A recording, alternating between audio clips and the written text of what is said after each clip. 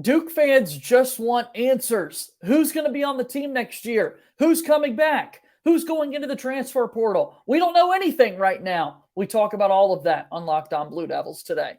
Hi, everybody. Dick Vitale. Hey, make sure you listen, man, to Locked On Blue Devils with J.J. Jackson. He's awesome, baby. You are Locked On Blue Devils, your daily podcast on the Duke Blue Devils, part of the Locked On Podcast Network, your team every day.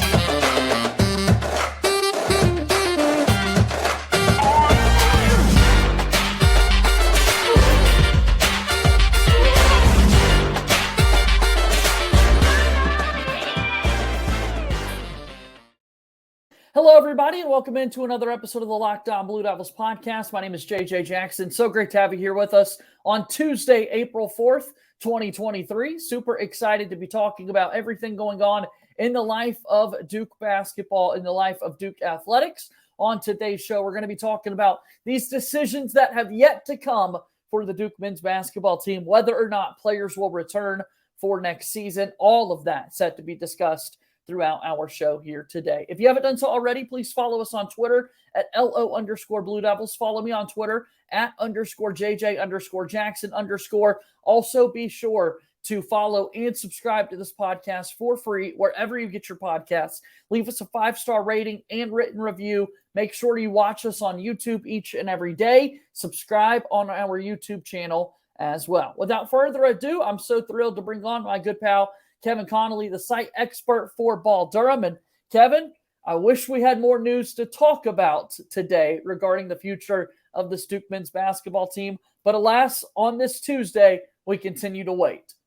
We continue to wait. It feels like it's coming with the national championship and the season wrapping up last night. It feels like it's just a matter of time before these final three decisions are made. But we continue to wait for that official word for it to come down from the players and from Duke basketball program. All right, to summarize what we know so far, 3 decisions have already been made. Tyrese Proctor will return for his sophomore season, as will Mark Mitchell. Proctor and Mitchell set to return for Duke men's basketball. Dereck Whitehead announces that he will declare for the 2023 NBA draft. How do you feel about all 3 of those decisions, Kevin? I think mostly expected. I think that's kind of what the feeling was. I know there was some intrigue around Proctor, given how he finished the season, especially in that game against Tennessee, which we touched on last week. But you have to feel like it's coming anytime you have these 5-star freshmen rolling in to Duke. You kind of always expect most of them to leave after one season.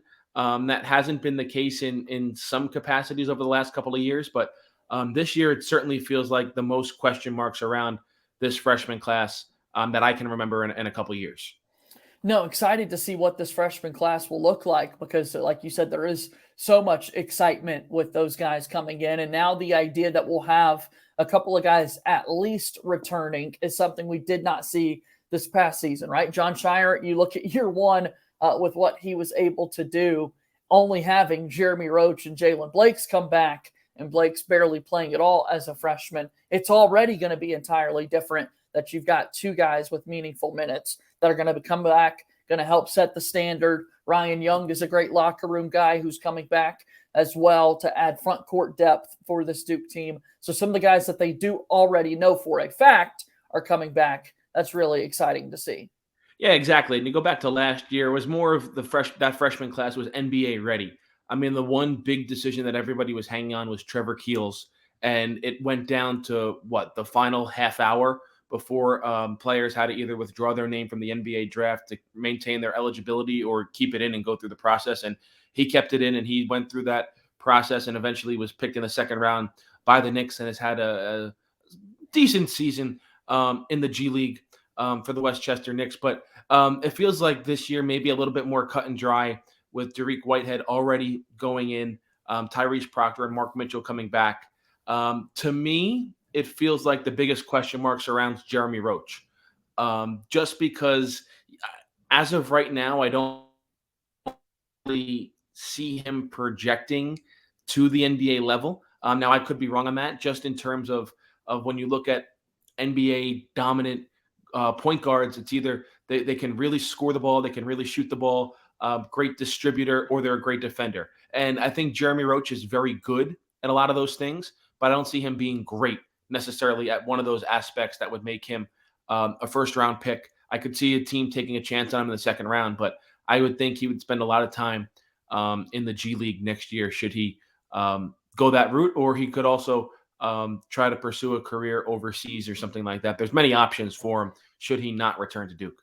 Yeah, the sentiment is that, hey, we figured Jeremy Roach was going to be heading out. There are a lot of guards coming in and Tyrese Proctor coming back. That decision still hasn't been made yet. It feels as though if you read message boards, if you look at the Duke fans on Twitter, a lot of people starting to think that maybe Jeremy Roach is thinking about this a little bit. I think the biggest thing in all of this with the decision, to possibly leave Duke. Once you leave, that door closes, right? That's just totally unprecedented that door all of a sudden is going to be opened back up, particularly once you declare for professional ranks and once you decide, I'm ready to start that pro career, then your eligibility is out the door to be the amateur athlete at the NCAA level. So that's got to be weighing heavy with this decision for Jeremy Roach, knowing that, all right, once I walk out of that door, I do need to understand that my time as an active Duke basketball player is done. Yeah, and it feels like Duke in previous years has really been very cut and dry with this player is testing the waters and going to maintain his eligibility, and that always was a sign that he's coming back. Or this player is 100% declaring for the draft. Thanks for your year. Thanks for your 2 years, and good luck in the ranks. Or player X is returning to Duke. The one outlier is last year with Trevor Keels. That just it felt like everybody was in the dark. No one knew what he was going to do before he eventually stayed in the draft. For Jeremy Roach, it's tough because I wouldn't label him as one of the Duke greats yet. I mean, he certainly had his moments in March, which has elevated his Duke status. But you want senior point guards. That's what you want. You want seniors with experience.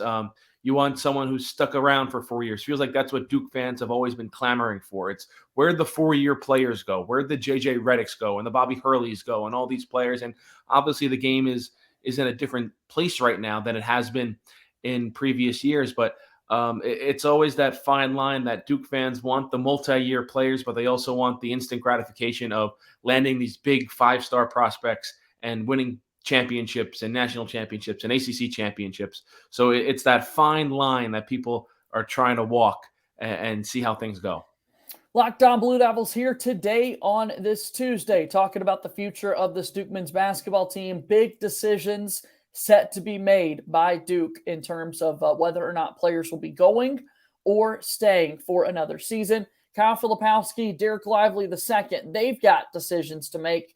We'll talk about that after our first time out here on today's show.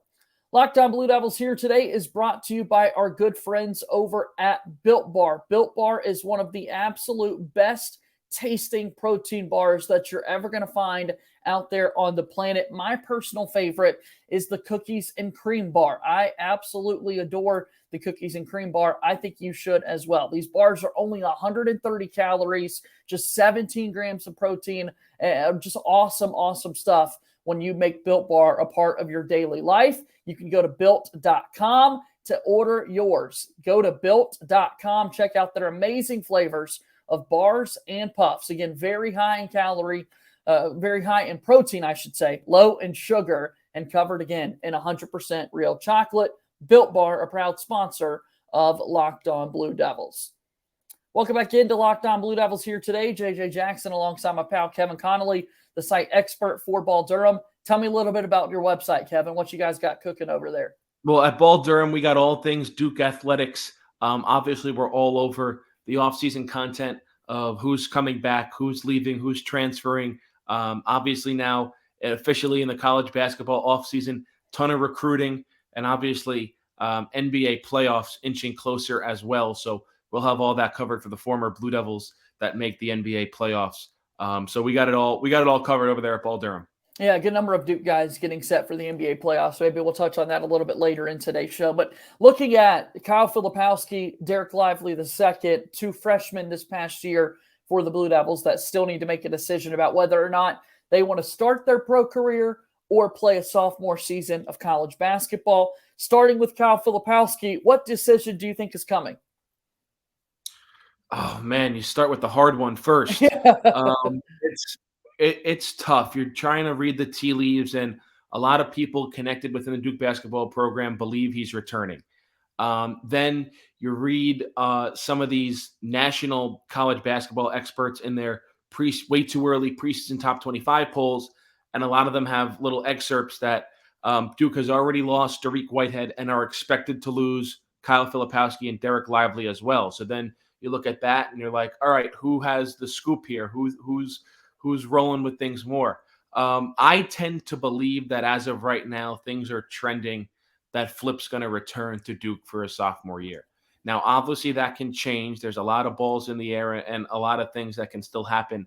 It's a fluid situation, but I'm tending to be on the side of the fence that Kyle Filipowski is going to return to Duke for his sophomore season. And you got to remember that when Kyle Filipowski entered Duke, it was always the expectation that he was going to be a multi-year player. And then the success that he had this year, which I don't want to say it was surprising, but it wasn't expected from all the reports you heard out of training camp and preseason workouts and preseason practice, was that Flip was really struggling. He was struggling with that transition from the high school game to the college game.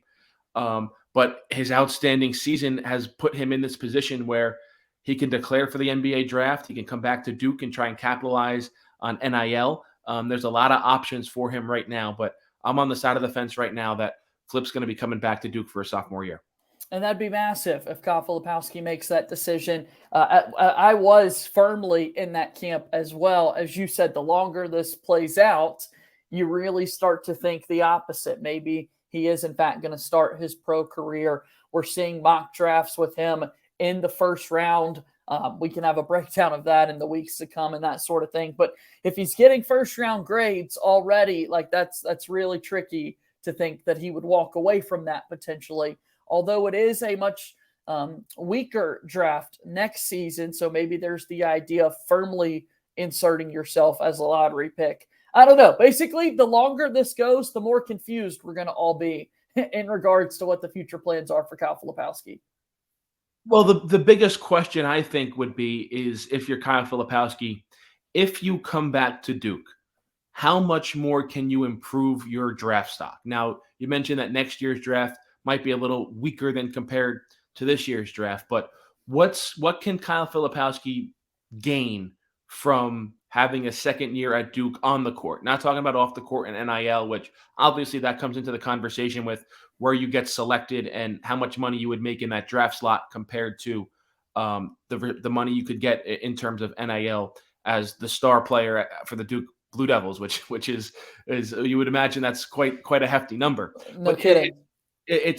How much can you improve your draft positioning or your draft profile coming back? Like obviously he can improve as a 3-point shooter. Can you really improve athleticism that much at this stage in your career? I don't think so. Maybe lateral quickness, defensive capabilities. Can he improve that? Sure.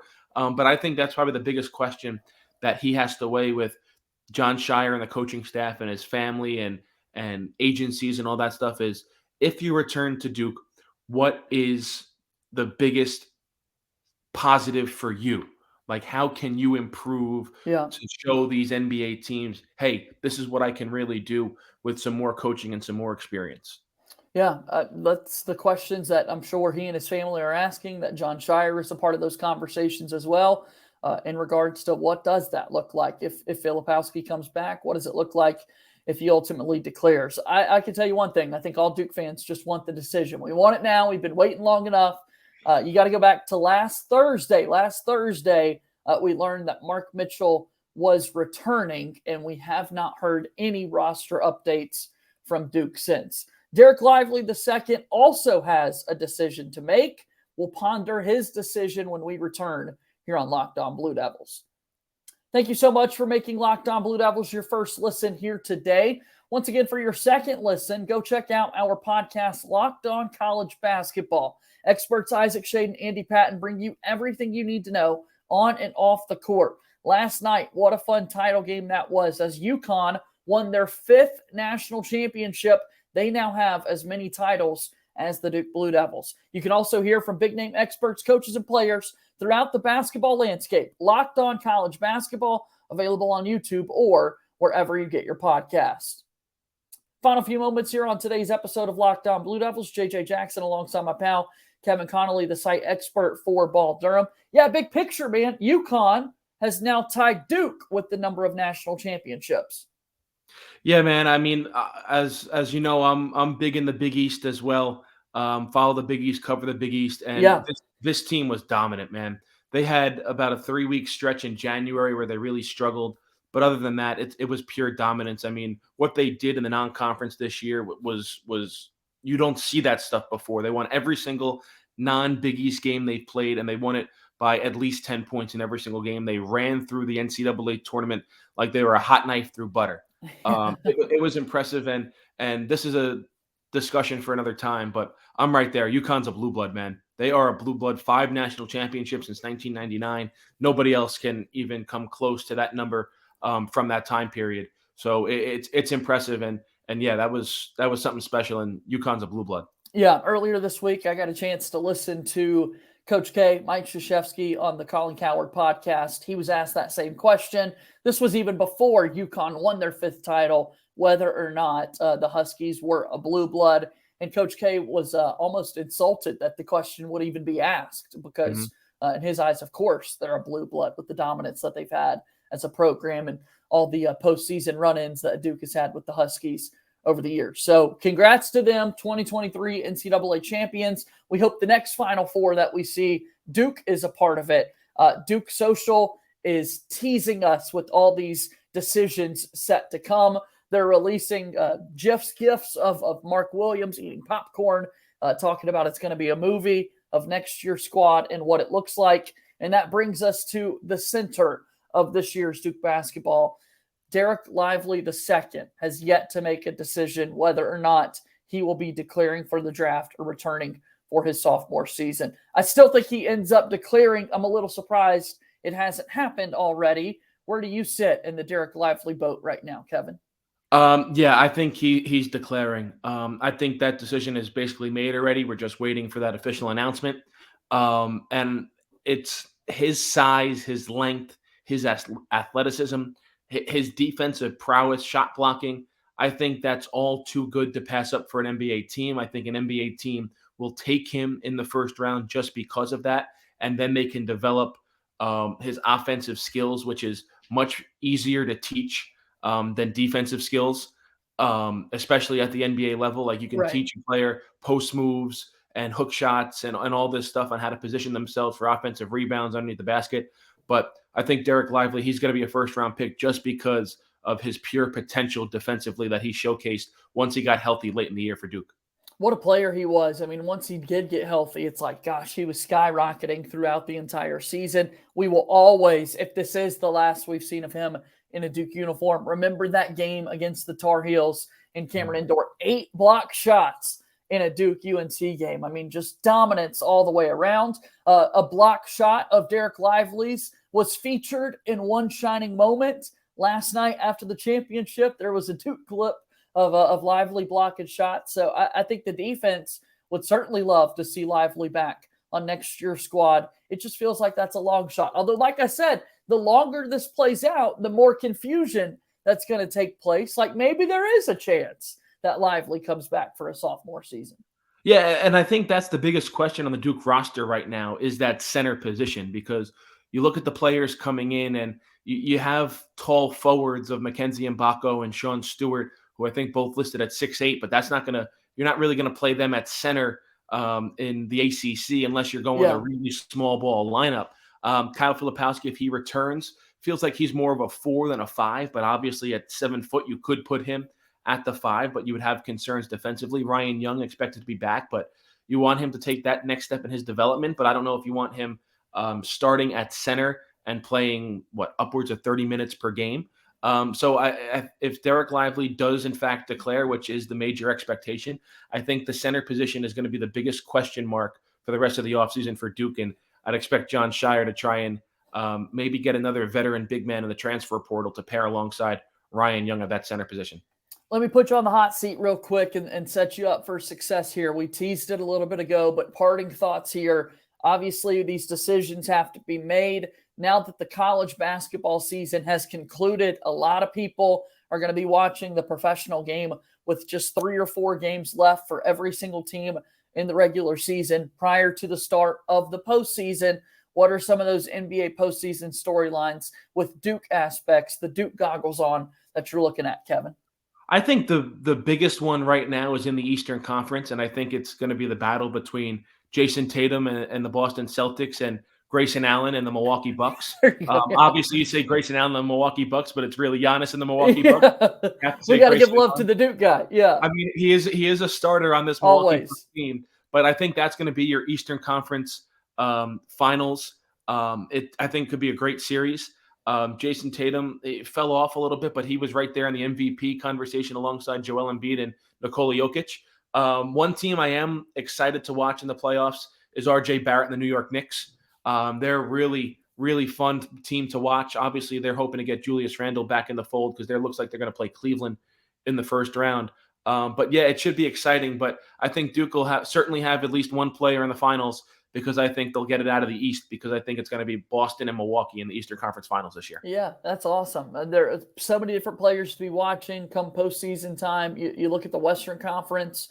Of course, you've got the Memphis Grizzlies come to mind with Tyus Jones and playoff moments that he's had. And I'm already, you've got so many guys on the move. Luke Kennard now playing with the Grizzlies post-trade deadline. Mason Plumlee there with the Clippers this season and their postseason run set up. I'm thinking about those teams towards the top. You look at a Denver, a Phoenix, a Sacramento. We need more Duke representation on those teams. I will shout out Jack White is on the roster, a 2-way contract for the Denver Nuggets. But some of those big teams at the top of the West, we need more Duke representation. Yeah, that's true. But hey, in the Western Conference, one team that's not going to make the playoffs, the San Antonio Spurs, but Trey Jones getting his first career triple-double on Sunday night for the Spurs. So that was a big time to watch for him. The Spurs in a major rebuild right now, but he's carved out a role there as their starting point guard, and obviously a triple-double and an overtime win over the Sacramento Kings on Sunday night. So that was big time for him. We were thinking that we would see Kyrie Irving and Luka Doncic come postseason time with Kyrie wearing that Dallas uniform, but that looks like they're on the outside looking in terms of making that happen.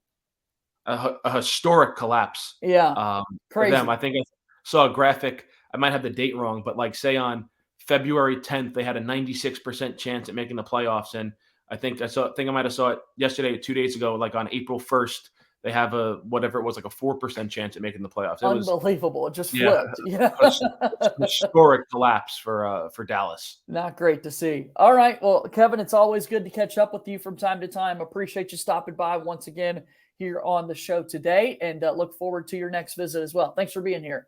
Thanks, JJ. That's Kevin Connelly, the site expert for Ball Durham, joining us here on the show. Go check out their work, balldurham.com, ball_Durham on Twitter. That's going to do it for today's show. As always, go Duke. I'll talk to you tomorrow. My name is JJ Jackson. Thank you and good day.